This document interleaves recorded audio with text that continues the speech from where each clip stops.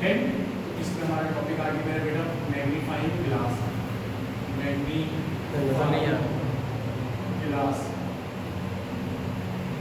Magnifying glass. तो आज का टॉपिक पढ़ेंगे बेटा मैग्नीफाइंग ग्लास। मैग्नीफाइंग ग्लास में हमारे पास जो है हम पढ़ते हैं मैग्नीफाइंग ग्लास क्या होता है और क्या कैसा किस तरह ये काम करता है, ठीक है ना। मेरा बेटा मैग्नीफाइंग ग्लास बेसिकली एक सिंपल कॉन्वेक्स लेंस होता है। एक सिंपल कॉन्वेक्स लेंस होता है जो कि हमारे पास एक कॉन्वेक्स लेंस होता है, सिंपल कन्वर्जिंग लेंस होता है। एक कन्वर्जिंग लेंस होता है जो हमारे पास यूज होता है मेरा बेटा एक इनलार्ज इमेज प्रोड्यूस करने के लिए। इनलार्ज इमेज जैसे आपने देखा होगा, इनलार्ज इमेज का मतलब है मेरा बेटा बड़ा image as compare to object. जैसे सोनार रखते हैं ना अपने पास, वो छोटा सा एक उसमें हमारे पास इस तरह का आपने देखा होगा सोनार के पास या कभी मूवी वगैरह में इस तरह की, तो हमारे पास एक राउंड से इस तरह की चीज़ होती है, इसके ऊपर एक ग्लास लगा हुआ होता है, वो करीब करके देखते हैं ताकि हमारे पास वो छोटी सी चीज़ हमें बड़ी करके होके नजर आए, ठीक है ना। तो इस चीज़ को हम बोलते हैं मेरा बेटा मैग्नीफाइंग ग्लास। इस मैग्नीफाइंग ग्लास में आपने देखा होगा एक लेंस होता है, वो जो लेंस सेंटर में होता है मेरा बच्चा वो कॉन्वेक्स लेंस होता है। वो एक कॉन्वेक्स लेंस होता है जिसमें हम एक लार्ज इमेज प्रोड्यूस करते हैं और उस छोटे से ऑब्जेक्ट को हम देख सकते हैं, ठीक है ना। तो हम ये मैग्नीफाइंग ग्लास के बारे में हम चलते हैं कि ये कैसे इमेज बनता है और इसका हमें लेंस फार्मूला या मैग्नीफाइंग फार्मूला भी ड्राइव करना है, ठीक है। तो पहली बात क्लियर हो गई कि भाई मैग्नीफाइंग ग्लास क्या होता है, इसको डिफाइन कर लेते हैं, ठीक है। डिफाइन कर लेते हैं कि what is magnifying glass definition में, ठीक है। It is a single अकेला convex lens. It is a single convex lens which is used to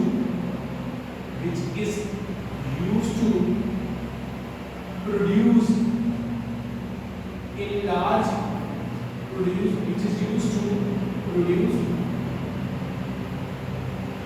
a large image of a small object, ठीक है। इस स्मॉल ऑब्जेक्ट का एक लार्ज इमेज पैदा करने के लिए, प्रोड्यूस करने के लिए हमारे पास इसको इस्तेमाल किया जाता है। और इसमें एक बाज़ाबा एंड भी क्या लेते हैं,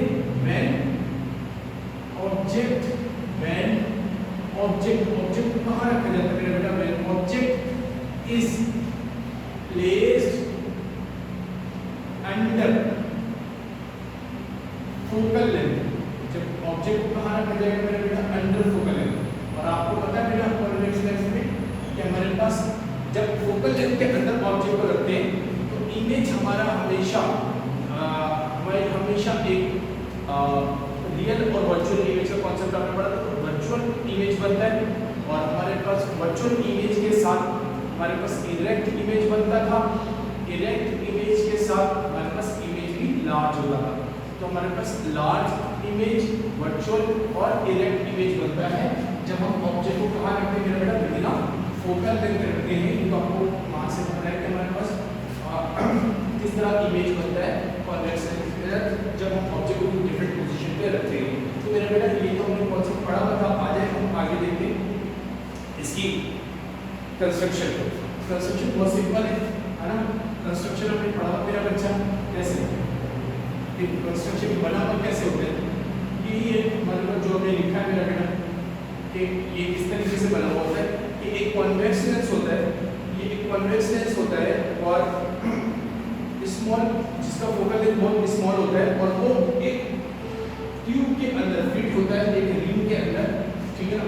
तो it is a convex lens, it is a convex lens of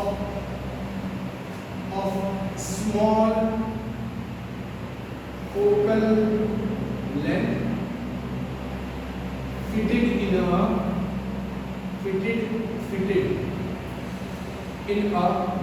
उसमें मेरा बेटा रिंग, एक रिंग में फिट कर दिया जाता है और इसको इस्तेमाल किया जाता है मेरा बेटा इस तरीके से। तो हमारे पास ये इसकी कंस्ट्रक्शन है सिंपल। अब हम देखते हैं कि ये वर्क कैसे करता है और फिर हम इसका मैग्नीफाइंग फॉर्मूला निकालेंगे मेरा बेटा। आई होप कि आपको समझ में आ रहा होगा, है ना। तो सिंगल कॉन्वेक्स लेंस है, इसको फिट कर दिया गया है एक रिंग में मेरा बेटा। तो सिंपल हमने क्या किया, एक रिंग लिया, इस तरह का आपने रिंग लिखा होगा, इसके अंदर फिट कर लिया मेरा बेटा कॉन्वेक्स लेंस को। इसी चीज को हम बोलते हैं मेरा बेटा क्या, मैग्नीफाइंग ग्लास। अब इसकी डेफिनेशन में पढ़ चुके, एक सिंगल कॉन्वेक्स लेंस होता है जो कि लार्ज इमेज प्रोड्यूस करता है और स्मॉल ऑब्जेक्ट, जब ऑब्जेक्ट को कहां रखा जाएगा मेरा बेटा, विदिन अ फोकल लेंथ, फोकल लेंथ रखा जाएगा। तो हमें पता है कि फोकल लेंथ रखने से क्या होता है। आगे अब हम आगे देखते हैं, आगे हमारे पास एक कंस्ट्रक्शन की बात हम चलते हैं मेरा बच्चा, वर्किंग। तो वर्किंग कैसे करता है, फिर हम इसका मैग्नीफाइंग फार्मूला देखेंगे। वर्किंग, अच्छा वर्किंग में हमारे पास हम देख लेते हैं मेरा बेटा वर्क कैसे करता है। पहले हम दो बातें सीखेंगे। एक बात सीखेंगे मेरा बेटा कि मैग्निफिकेशन इसकी देखते हैं कैसे, मैग्नीफाइंग पावर। मैग्नीफाइंग पावर को मेरा बेटा देखने के लिए हम कभी भी एक, जब हम एक ऑब्जेक्ट को, जब हम लेट्स सपोज करें मेरा बेटा एक ऑब्जेक्ट है, एक ऑब्जेक्ट है ए, ठीक है, एक ऑब्जेक्ट है ए, सही, एक ऑब्जेक्ट है ए और ये ऑब्जेक्ट हमारे पास लेट्स सपोज करें एक ऑब्जेक्ट ए भी आ गया, ये पॉइंट है मेरा बेटा। इसको हमने एक लीस्ट डिस्टेंस डिस्टिंक्ट रीजन में रखा, ये एक इमेज बना, है ना, एक इमेज बन गया इस ऑब्जेक्ट का। तो इमेज यहाँ, अच्छा यहाँ पर एक ऑब्जेक्ट प्लेस किया गया least distance distinct region. Least distance distinct region क्या होगा मेरे बेटा, वो डिस्टेंस जहाँ पर ऑब्जेक्ट को आप मोस्ट क्लियर देख सकते हैं आई से, उस डिस्टेंस को कहते हैं, उस डिस्टेंस को कहते हैं लीस्ट डिस्टेंस डिस्टिंक्ट रीजन। जहाँ पर मैं क्या बोलता हूँ, दोबारा से सुनो, वो डिस्टेंस जहाँ पर आप ऑब्जेक्ट को मोस्ट क्लियर देख सकते हैं, उस डिस्टेंस को कहते हैं मेरा बेटा। सुनो कैसे, देखो एक ऑब्जेक्ट को जो बड़ा का आपको नजर नहीं आएगा, जैसे इस मार्केट में मैं देख रहा हूँ बहुत सारी चीजें मुझे लिखी हुई नजर नहीं आ रहा, लेकिन जो मैं करीब लाते हैं वो क्लियर नजर आ रही, क्लियर नजर आ रही, क्लियर नजर आ रही, क्लियर नजर आ रही। अब तुम इमेजिन करो, करीब लाते हो, करीब लाते हो, अब ये चीजें ब्लर होनी शुरू हो जाएंगी, समझ। तो एक खास डिस्टेंस है जहाँ पर बहुत अच्छे तरीके से तुम उस इमेज को देख सकते हो, उस डिस्टेंस को मेरा बेटा आई से, वो डिस्टेंस जहाँ पर हम बहुत क्लियर इमेज को देख सकते हैं, उस डिस्टेंस को मेरा बेटा बोलते हैं लीस्ट डिस्टेंस डिस्टिंक्ट रीजन। समझ रहे मेरी बात। तो ये नॉर्मल इंसान के लिए वैसे 25 सेंटीमीटर होता है नॉर्मल ह्यूमन बीइंग के लिए। तो यहाँ पर जो अब ऑब्जेक्ट को हमने रखा मेरा बेटा लीस्ट डिस्टेंस डिस्टिंक्ट रीजन पे, जो एंगल बना उसको हमने नाम रख दिया अल्फा। ये देखने के लिए जो एंगल बना मेरा बेटा, यहाँ से अगर हम देख रहे होंगे तो यहाँ पर जो एंगल बन रहा होगा, जो भी एंगल बन रहा होगा, लेट्स सपोज यहाँ से कोई आंखों से देख रहा है, ठीक है ना, इस तरीके से, ठीक है, ये देख रहे हैं। अब जो भी एंगल बन रहा है उसको हमने अल्फा कहते हैं, समझ आ रहा है। तो मेरा बेटा ये हमारे पास बन गया अल्फा। अब इस एंगल को बोलते हैं, जब ऑब्जेक्ट को देख लेते हैं डिस्टेंस डिस्टेंस रीजन में रख के, उसको बोलते हैं angle subtended by the object at the I when, है ना। तो हमारे पास ऑब्जेक्ट जो इस एंगल जब लीस्ट डिस्टेंस डिस्टेंस रीजन में रखा गया है, तो उस वक्त जो एंगल बन रहा है उसको कहते हैं angle subtended by the object. और मेरा बेटा अगर हम क्या करेंगे, अब हम क्या लेंगे, एक मैग्नीफाइंग ग्लास लेंगे, ठीक है,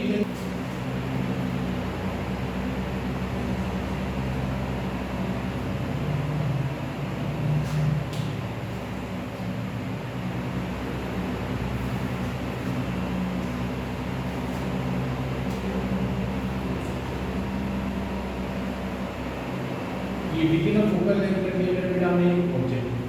अच्छा ऑब्जेक्ट रख लिया, ये मेरा बेटा ऑब्जेक्ट था पोजीशन ए, ऑब्जेक्ट को ए बी और ये अंडर फोकल लेंथ। अब हमने क्या किया मेरा बेटा कि हमारे पास हमें एक ऐसी लाइन बनानी है, जैसे मैं यहाँ से कर लूँ मेरा बेटा, यहाँ से, ठीक है, ये ठीक है,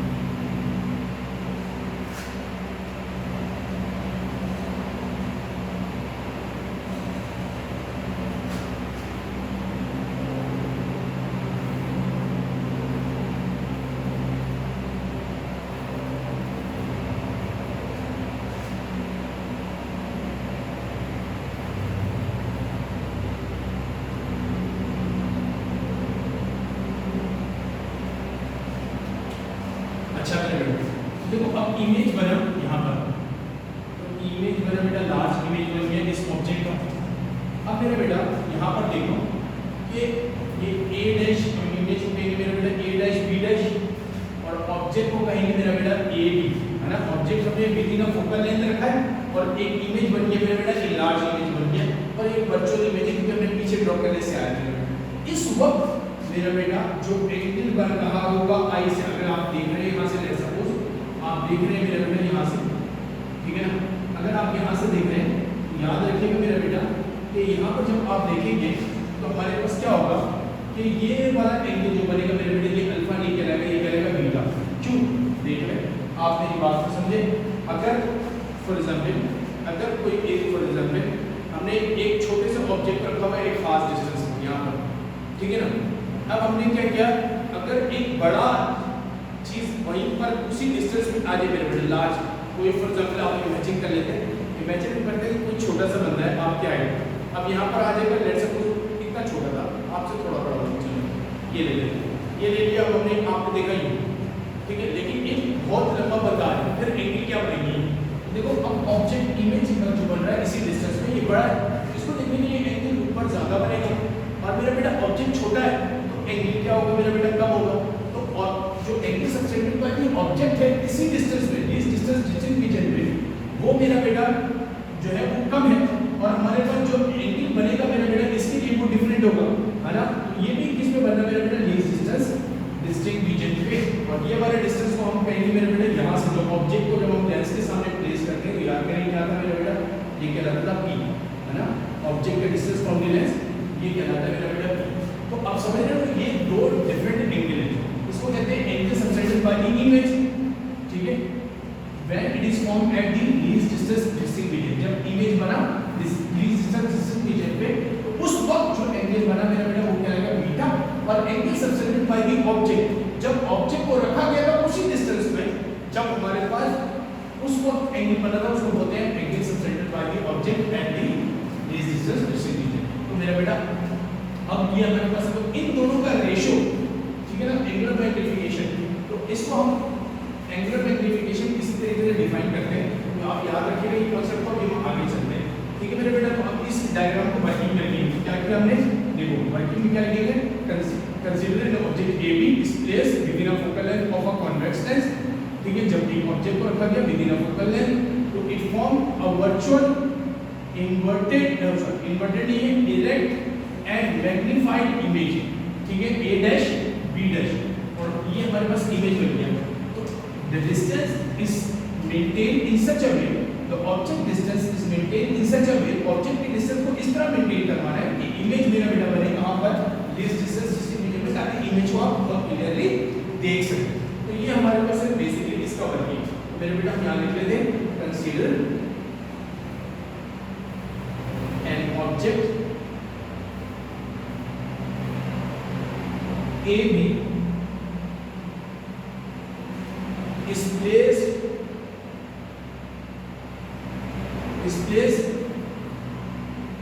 within a focal length of convex lens,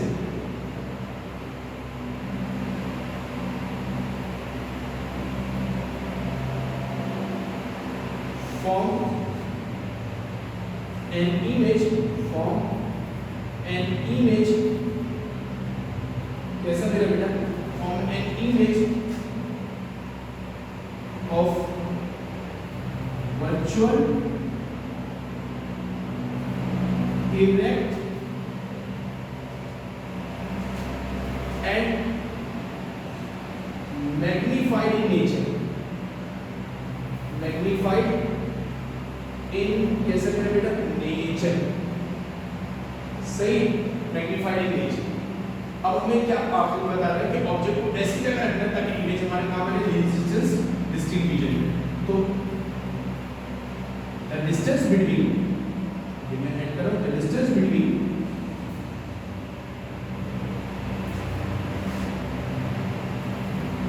object and lens is maintained in such a way,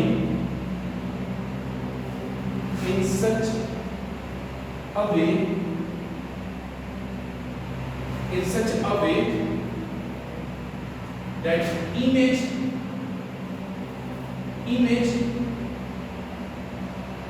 is formed at least distance, distinct region,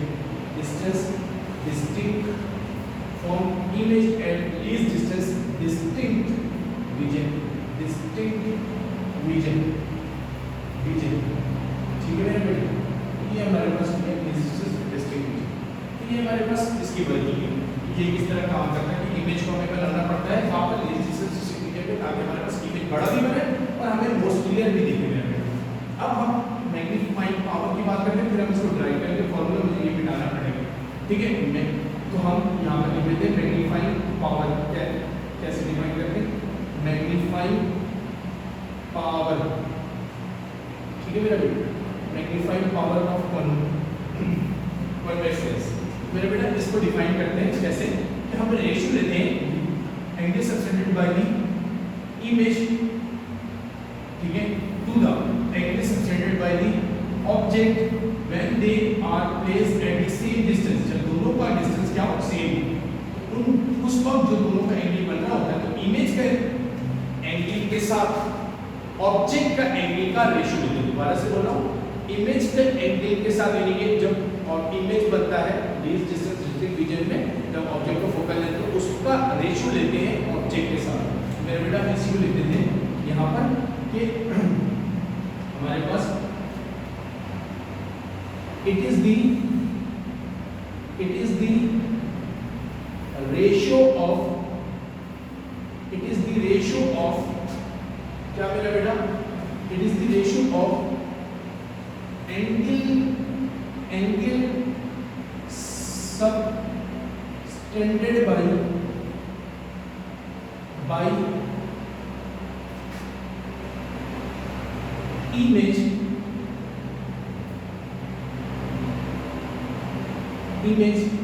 at the eye to the angle subtended by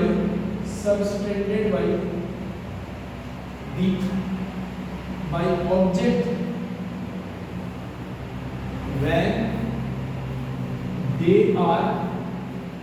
when they are placed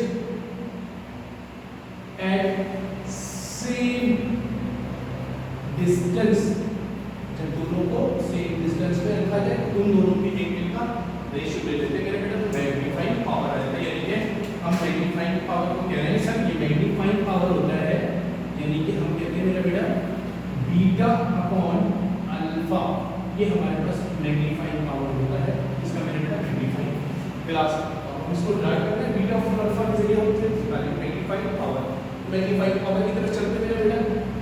हम यहाँ से इसको साफ कर देते हैं, आप अगर किसी ने नहीं किया तो मेरा बेटा पॉज करके वीडियो सेव कर लेना। हम इसको साफ करने जा रहे हैं, जल्दी से चलेंगे।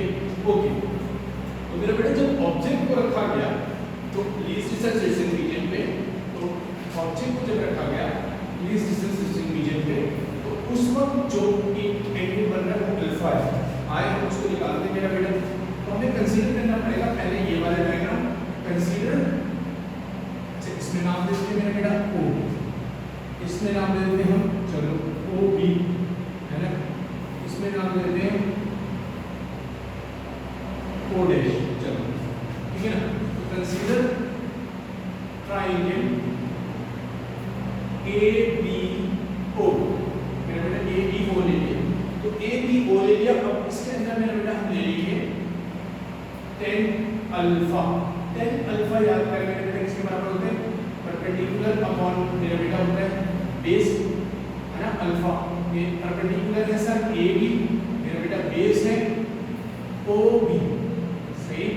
और मेरा बेटा यहाँ पर जो है therefore मेरा बेटा OB देख सकते हो, OB O से लेकर B तक, ये मेरा बेटा डिस्टेंस कितना बना है D के बराबर, ये बनता है D, सही ना। और मेरा बेटा याद रखिएगा, हमें एक याद है, ये एंगल बहुत छोटा सा बनता है अल्फा, तो याद करेंगे जब टेन अल्फा, जब अल्फा की वैल्यू बहुत छोटी होती है तो टेन अल्फा और अल्फा की वैल्यू मेरे बेटा याद होगा, हमने चैप्टर नंबर 4 में भी किया था कि हम अल्फा को निकालें जो ये है सपोज 10 डिग्री, ठीक है ना, और या हम 10 डिग्री को रेडियन में कन्वर्ट कर लें मेरे बेटा, हम कन्वर्ट कर सकते हैं। कैसे कन्वर्ट करेंगे? पाई डिवाइड बाय 180 से कन्वर्ट करेंगे तो इन दोनों की वैल्यू अप्रोक्सीमेटली सेम आ गई, तो हम लिख सकते हैं 10 अल्फा इज इक्वल टू किसके बराबर है?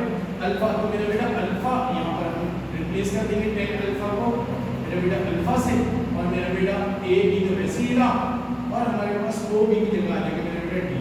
ये बन गया हमारा इक्वेशन नंबर 1।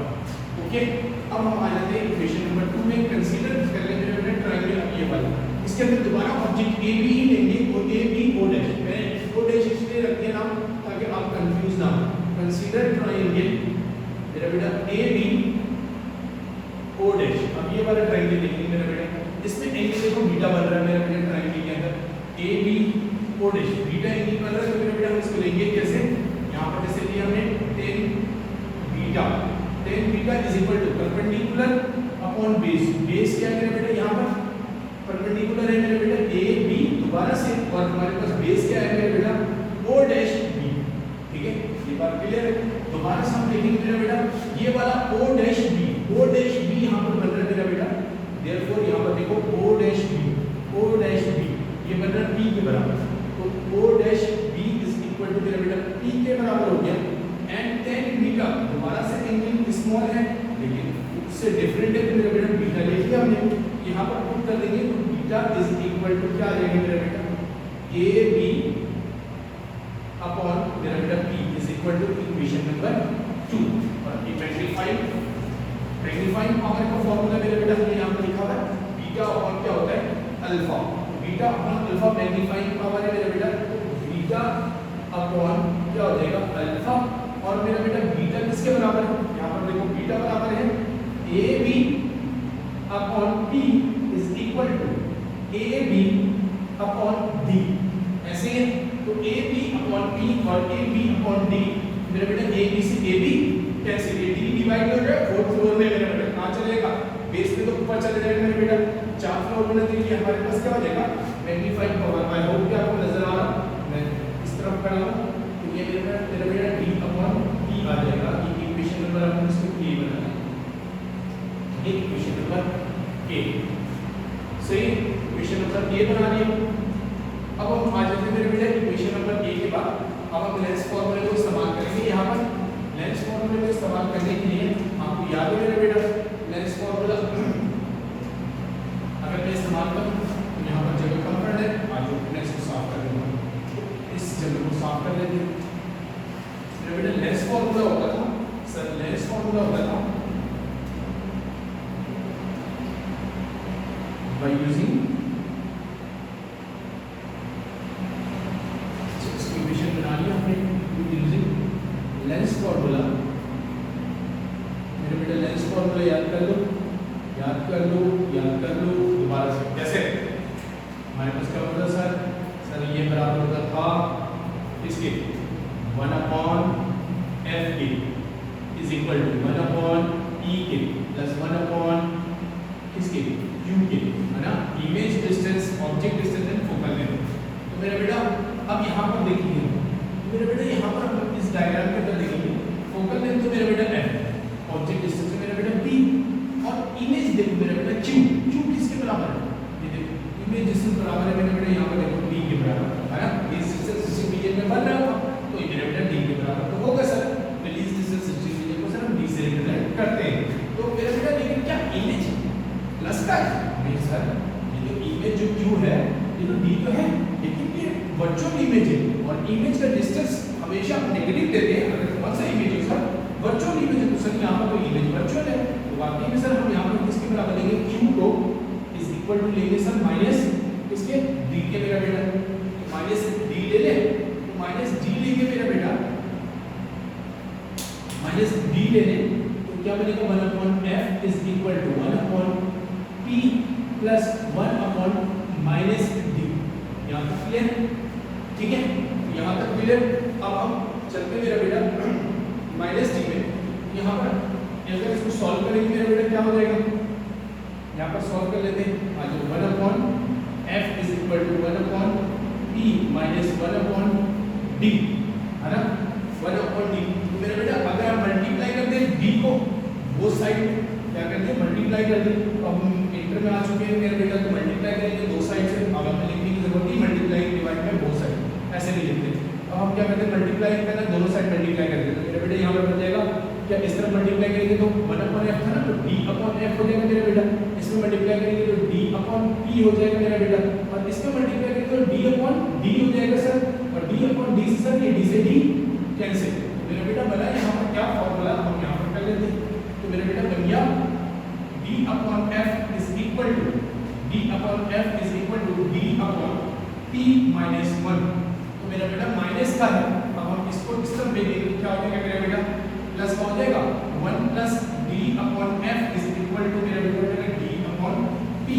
ये हमारे पास डी अपॉन पी देखो मेरा बेटा 1 प्लस डी अपॉन एफ के बराबर है, और यहाँ पर देखो मेरा बेटा डी अपॉन पी हमने जो ड्राइव किया इक्वेशन नंबर 1 में, इसको पुट कर देते मेरा बेटा, पुट कर देंगे तो क्या बनेगा, आ जाओ इसको यहाँ पर पुट कर देंगे, इसको पुट कर देंगे किस में लिख देंगे मेरा बेटा, put in equation number A, put in equation, इसमें मेरा बेटा a में d अपॉन p की जगह रख दे मेरा बेटा, तो क्या होगा, आ जाओ ये हो जाएगा मेरा बेटा m is equal to magnification is equal to d upon p, इसको रिप्लेस कर रहे हैं मेरा बेटा d अपॉन p, ये बनेगा मेरा बेटा 1 plus d upon f, that is the formula for magnifying glass. I hope कि आपको आसान लगा हो, सिंपल सा है बेटा, बहुत आसान है।